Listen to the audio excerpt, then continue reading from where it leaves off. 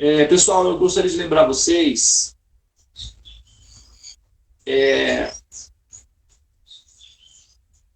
eu vou continuar lembrando isso algumas vezes, né? Porque, veja bem, nós estamos na fase inicial da nossa disciplina, né? Da nossa autodisciplina. E autodisciplina, se o Renato Russo não estiver errado na tese dele, disciplina é liberdade, né? Compaixão é ter coragem. Tem uma música dele, né? Não sei se vocês conhecem. Disciplina é liberdade, compaixão é ter coragem. E eu acho que ele está correto, né, na afirmação. Ele está fazendo uma afirmação que não é um conhecimento dele, né? Na verdade é um conhecimento universal, mas ele está correto. Imagina que você está indo para São Paulo, a partir do Rio de Janeiro. Você pega a Via Dutra, né, para quem conhece essa... Né, então você está indo numa via expressa e você está limitado ao único ponto, que você tem todo o espaço territorial, mas você está limitado ao único ponto e ao mesmo tempo você também está se limitando àquele único ponto, né? Você está se mantendo dentro da faixa, e manter-se dentro da faixa garante a sua segurança para você chegar até o destino que você está almejando. Inclusive, se você sair da faixa, então pode acontecer acidentes e você não conseguir chegar até onde você gostaria de chegar, certo? Por isso, eu quero lembrar vocês que esses são 30 minutos, na verdade, né, que nós utilizamos pela manhã para fazer essa autodisciplina de controle mental. Então, a minha sugestão é vocês não fazerem nada enquanto estão entoando o Mahamantra, não abrirem o celular para conversar com outras pessoas, assim, deixarem todas as atividades para serem feitas depois do mantra. Porque isso reflete o nosso nível infantil. A nossa mente é infantil e é hiperativa. E a primeira etapa do processo é justamente controlar a mente. Se nós não conseguimos ter essa disciplina básica, entrar no mistério dos santos nomes, do Mahamantra, é uma teoria incompleta. Entendeu? Então, se nós relativizarmos o que nós estamos fazendo, isso significa que a nossa prioridade, na verdade, não é isso que nós estamos fazendo. Então, nós não estamos conseguindo viver o momento presente. Nós continuamos vivendo num ambiente em que o vento leva-nos para onde for. E aprender a manter o foco num ponto significa ter, não é, a capacidade de ter controle sobre si próprio. E se nós não conseguirmos ter essa disciplina inicial, nós não vamos ter condições de lidar com os problemas que a vida nos coloca pela frente de maneira sóbria. A gente sempre vai ficar suscetível, não é, às influências das emoções. Não é que nós não vamos ficar sem emoções, mas nós não vamos ter capacidade de analisar as emoções, planejar uma estratégia e agir inteligentemente e proativamente. Então, esse momento de 30 minutos é uma terapia, na verdade, né? É um laboratório, é uma terapia. E nós precisamos nos submeter a essa terapia voluntariamente. Não pode ser obrigatoriamente. Nós temos que nos pressionar, porque é um conhecimento, mas isso deve ser feito de maneira consciente. Então, nós precisamos realmente assim, nos dedicar a esse momento, nos entregar a esse momento 100%. É só 30 minutos. Depois, o dia terá 24 horas, 23 horas e mais 30 minutos. Então, nesses 30 minutos, nós precisamos realmente ter a maturidade de controlar a nossa mente e só fazer aquilo que nós estamos fazendo. Nada mais. Se nós não conseguirmos isso, significa que nós somos alunos da fase básica, do ciclo básico, e a próxima fase vai ficar aguardando lá por muito tempo. Entende? Esse processo não é um processo religioso. Ele tem religião envolvida, evidentemente, mas ele é um processo, ele é um sistema profissional de autorrealização. E ele depende muito que o aluno tenha uma média básica na primeira fase para poder ir para frente. Senão os temas complexos ficam temas super fofos, temas super legais de ouvir, mas não passam disso. Não entra no coração como conhecimento, não tem a realização, o entendimento do conhecimento, fica uma teoria intelectual superficial, que é delicioso de ouvir, como a gente ouve qualquer outra coisa. Tem tantas palestras, a gente assiste aquela, é tudo lindo, tudo fofo, tudo maravilhoso, mas fica nessa fase do fofo, lindo, do maravilhoso. Não se torna vigiana. Tem duas coisas em andamento. Jnana, conhecimento. Vijnana, sabedoria. Conhecimento, talvez o maior intelectual brasileiro, não sei se vocês sabem, foi o Rui Barbosa. Pelo menos essa é a opinião de uma grande maioria, né, das pessoas, e eu concordo com isso. Ele foi um dos maiores intelectuais que o Brasil já teve, o Rui Barbosa. Ele era baiano, né? Para quem não sabe, ele era baiano, ele nasceu em Salvador. E ele tinha uma biblioteca de 80 mil livros. A biblioteca dele era uma das maiores do mundo. A biblioteca individual do Rui Barbosa era composto de 80 mil livros. E acreditem, ele leu todos. Então, ter uma biblioteca de 80 mil livros dentro da cabeça e não alcançar a autorrealização, a liberdade do ciclo do samsara, talvez não seja uma vantagem. Entendeu? Então, nós acumularmos conhecimento não é exatamente uma vantagem. Tem gente que acumulou muito mais que nós antes. 80 mil livros é muita coisa. Então, se nós formos concorrer com o Rui Barbosa, possivelmente nós vamos perder. Então, assim, esse conhecimento védico não é para acúmulo. É para se transformar em sabedoria. Então, é vijnana. Conhecimento é a primeira etapa apenas. Vijnana é a segunda. Então, despertar significa não permanecer em coma enquanto você está fazendo uma coisa extremamente importante. Dirigir um carro bêbado é perigoso. Sonolento também. Então, esse momento do mantra, eu estou falando assim, eu estou fazendo uma reflexão coletiva, para nós, para todos nós. Vale principalmente para mim, que eu estou falando aqui, meu ouvido está mais próximo que todos os outros. Então, está fazendo sentido, primeiramente, para mim, e, evidentemente, depois para aqueles que estão ouvindo. Então, é muito importante que nós tenhamos essa maturidade conosco mesmo. Não é? Não tem um sistema de fiscalização para isso.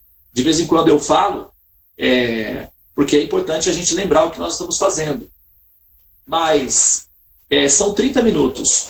E nós precisamos ter essa noção de maturidade conosco mesmo, porque senão nós não passamos para a próxima fase. O conhecimento fica na plataforma intelectual, superficial, das coisas lindas, encantadoras, super massa, fofas, que a gente ouve por aí. E tem muita coisa legal.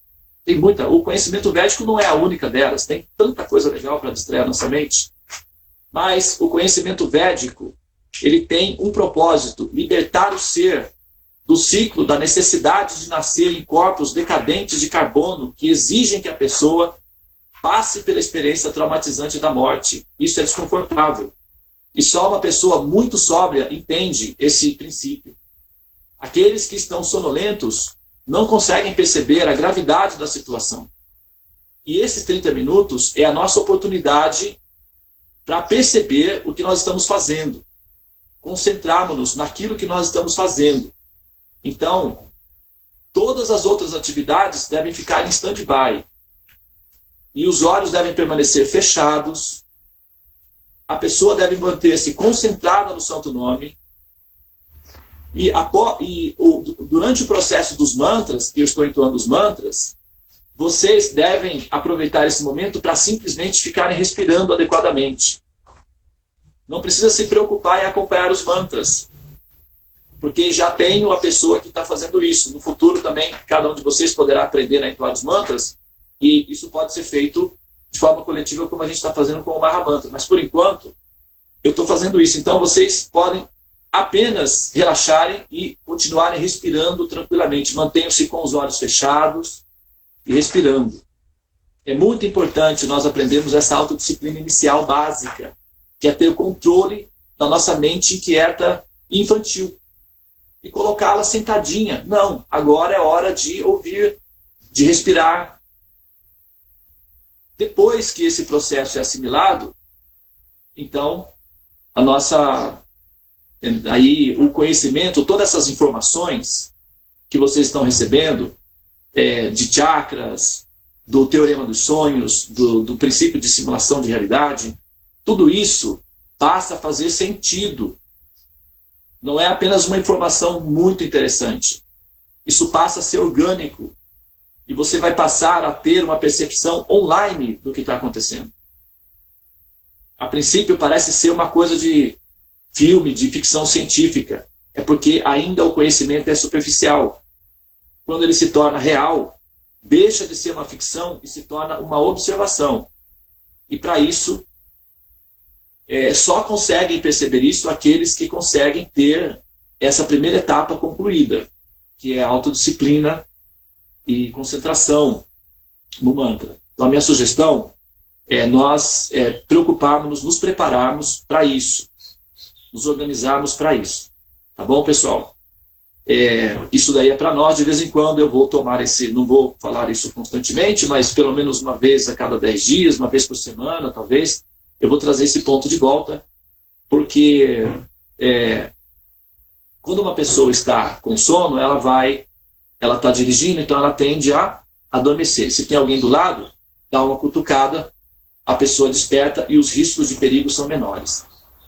Se a gente não permanecer desperto, o perigo é renascer no mundo das sombras. Então, vamos evitar esse perigo, porque vale a pena ficar atentos.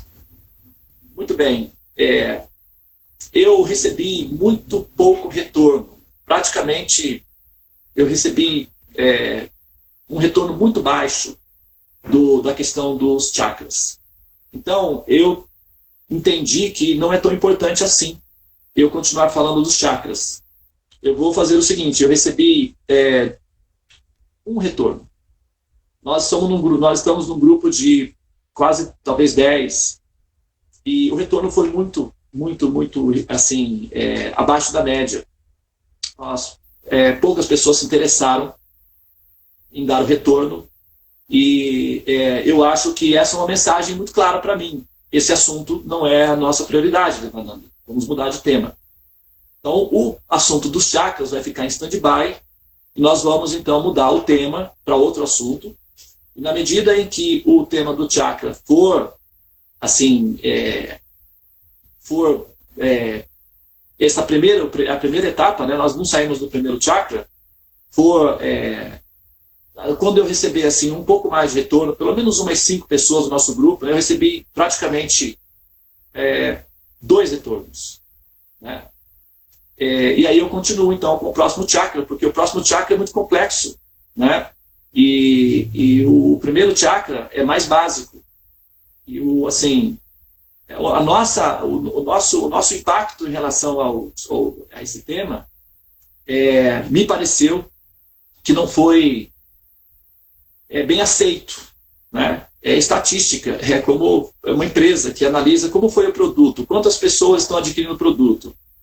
Olha, o retorno é baixo, então vamos mudar o produto, porque o público não se adaptou a ele. Né? Esses conhecimentos, nós estamos digerindo esses conhecimentos. E eles precisam ser maternados. Os conhecimentos védicos são pessoas. Eles são como pessoas, o comportamento deles é de pessoas. E pessoas precisam ser cuidadas, pessoas precisam de atenção, pessoas precisam ser maternadas, pessoas precisam sentir que são amadas, são queridas. Senão elas migram para outras áreas. O conhecimento védico são pessoas, eles têm um comportamento de pessoas. Se eles não forem maternados, se eles não forem acariciados, se eles não forem desejados, eles não se sentem assim obrigados a permanecer no local onde eles não estão sendo queridos. Por isso que o conhecimento védico demorou tantos anos para chegar no Ocidente. Porque eles não são tão assim valorizados no Ocidente. Por isso eles permaneceram quietinhos na Índia. Então nós não podemos fazer isso. Nós não podemos cometer o mesmo erro que as pessoas cometem lá fora, porque a nossa fase é uma fase diferente. Nós estamos numa fase um pouco mais conscientes. E nós precisamos ter uma relação de harmonia com o que nós estamos fazendo para que o conhecimento ele deseje estar conosco. Se o conhecimento védico entender que nós somos desejosos dele, então ele penetra no nosso interior e deseja estar lá. E quando isso acontece, nós podemos perceber o conhecimento védico se dando online em todas as fases da nossa vida, influenciando as pessoas. E isso significa estar desperto. Tá, pessoal? Então, isso é a nossa introspecção, né? A nossa autoanálise. Porque senão o que vai acontecer conosco? Vamos nos transformar numa seita. Tem tantas por aí. Nós somos profissionais do conhecimento, buscadores. Religião já tem um monte. Nós não precisamos de mais uma, no caso. Nós queremos entender o que está acontecendo realmente. Nós queremos, de fato, autorrealização.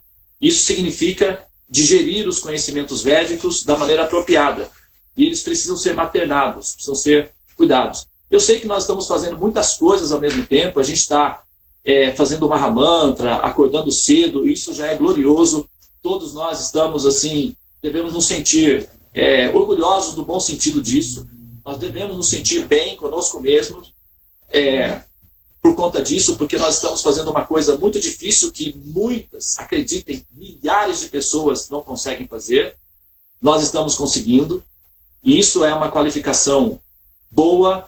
Nós temos que ser também assim gentis conosco, nesse sentido, nos sentir bem conosco, porque isso é muito bom. Nós estamos dando um passo muito importante, mas não é o fim. Nós precisamos ir um pouco mais do que isso.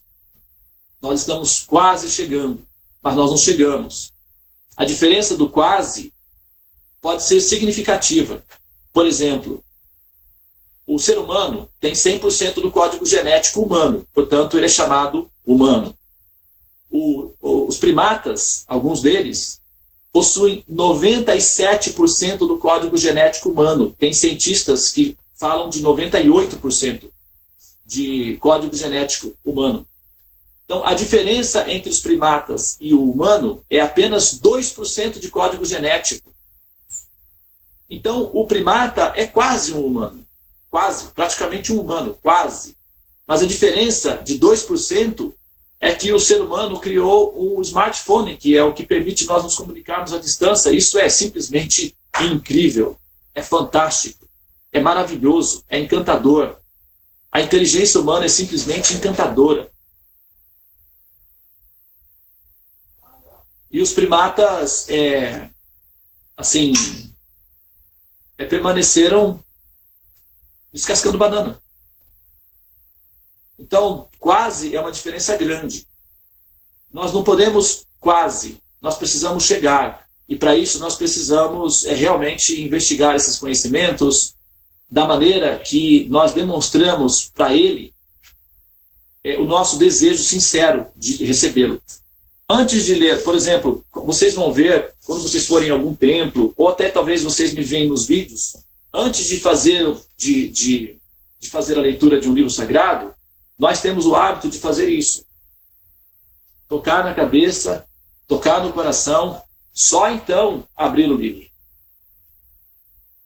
Essa pequena atitude perante um livro manda uma mensagem poderosa e profunda para os conhecimentos que são vivos e que estão ali. E essa mensagem é justamente essa. Te desejo, te recebo, te aceito, por favor, tome posse. E ao dedicarmos-nos aos sábios, por exemplo,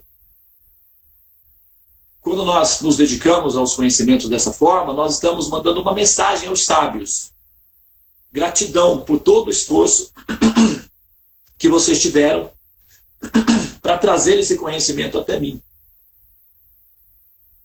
Então, eu tenho, assim, eu passo muito tempo me organizando, estudando o que vou falar com vocês sobre os temas, faço as anotações, escrevo bastante e me preparo para falar. Algumas coisas são improvisadas, mas 80% delas não. É planejado. Então, eu preciso entender exatamente o que é que vocês realmente estão desejando. E isso eu só consigo por estatística de retorno. E o retorno do assunto dos chakras foi muito baixo. Então, eu vou aguardar um retorno mais significativo e vou dar sequência no próximo chakra, porque o próximo chakra é muito complexo. E nós só vamos entrar no segundo. Tem outros 6 pela frente, até chegar no Agyana Chakra. Então a gente tem que ir gradualmente mesmo. Eu tenho que aguardar e, de repente, vocês precisam de mais tempo. E tudo bem, não tem problema. Eu não estou me dizendo que eu não vou me submeter, não vou trabalhar. Vou continuar. Eu estou aguardando, estou ansioso, inclusive, para falar mais. Dar sequência nos próximos. Estou muito ansioso. Acreditem, estou desejoso. Mas eu gostaria de conversar com o público que estivesse entendendo a minha linguagem, porque senão é um monólogo. E vocês vão sair perdendo, porque tem muita coisa importante para ser compartilhada. E a minha responsabilidade é compartilhar esses conhecimentos importantes, mas eu preciso que o grupo me acompanhe. De repente eu estou indo muito rápido. Eu tenho que aguardar, esperar o grupo chegar até um pouco mais perto, porque não adianta eu sair correndo lá na frente, vou ficar sozinho. Né? Eu preciso aguardar vocês, o tempo de vocês, para continuar, tá bom, pessoal? Então a gente vai ficar assim, nessa semana nós vamos ficar fazendo o mantra, o Mahamantra, e logo na sequência, se alguém tiver alguma pergunta aleatória para fazer, assim, a gente, né, responde, mas os chakras, o programa dos chakras, a gente vai continuar depois que o grupo tiver mais ou menos, assim, desenvolvido no tema do primeiro chakra, tá bom? Eu peço perdão a vocês, se vocês estiverem se sentindo magoados comigo, ofendidos. A minha intenção não é essa, sinceramente, de coração. A minha intenção é realmente que vocês me acompanhem. Porque eu posso correr, ir lá na frente. Mas como vai ficar vocês?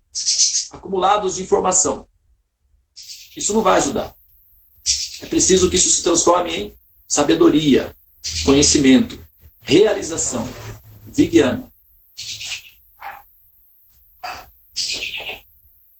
Tá bem? Bom, eu acho que eu falei bastante e estou disposto a ouvir também, tá? Se alguém quiser comentar alguma coisa, falar alguma coisa, eu estou à disposição. Muito bem. Então tá, queridos, vamos... amanhã nós temos um dia muito especial. Amanhã nós vamos ter o dia de Srimati Radharani. A gente vai fazer um festivalzinho aqui, aqui no nosso espaço. O mundo inteiro vai comemorar o dia dela amanhã. E eu vou contar uma historinha dela amanhã. Um pequeno passatempo de uma personalidade que só dá para entender depois que nós chegarmos no Agyana Chakra. Então, eu vou falar alguma coisinha dela, né? Vai ficar parecendo uma historinha de contos de fadas. Mas, quando nós chegarmos na plataforma de lançamento, que é o Agyana Chakra, daí vai poder entender ela apropriadamente. Por enquanto, a gente só consegue entendê-la como um passatempo, né? Um conto de fadas. Mas vai chegar o momento que fica mais fácil de entender. E amanhã eu vou falar um pouquinho sobre ela, tá bom? Muito bem, queridos, senhoras e senhores, por favor, recebam-me nos seus corações, me perdoe. A minha terapia, na verdade, na minha série, vocês não vão acreditar. mas é verdade, é perdoar. Eu sou um aluno da série Larro, e nós, da série Larro, somos aprendizes do perdão. Isso significa que nós somos péssimos, repetentes no assunto. Então, aqueles que quiserem aprender esse assunto, terá que perdoar vezes e mais vezes, vezes e mais vezes, e para isso, então ele tem que começar aprendendo também a pedir perdão. E esse é o meu caso, tá? Por favor, me perdoem, tá bom? Me aceitem no coração, me anistiem, que eu posso ser um menino também e servir-los com muito capricho, tá? Hare Krishna, Krishna Krishna, Hare Hare, Hare Rama, Rama Rama, Hare Hare. Ó energia suprema de amor divina, eleva-me, envolve-me, protege-me. Haribo, tenham todos um excelente dia. Bom dia para todos, sejam felizes, abracem. Briguem se for preciso, não tem problema, mas dê mais amor do que broncas. Também, aproveitando também seja também para pedir perdão, certo? Das falhas, né? Às vezes a gente prioriza uns outros assuntos, a gente sabe que isso é importante, que teve dedicação de sua parte, certo? Eu não dei o retorno, mas aí também estou pedindo perdão por isso, tá? Muito bem, querida. Bom, pessoal, vocês têm que dar bom dia e se despedir, porque eu vou ficar no último na sala para esperar todos sair. Tchau, gente. Gratidão. Hare Krishna. Hare Krishna. Hare Krishna. Tchau, tchau.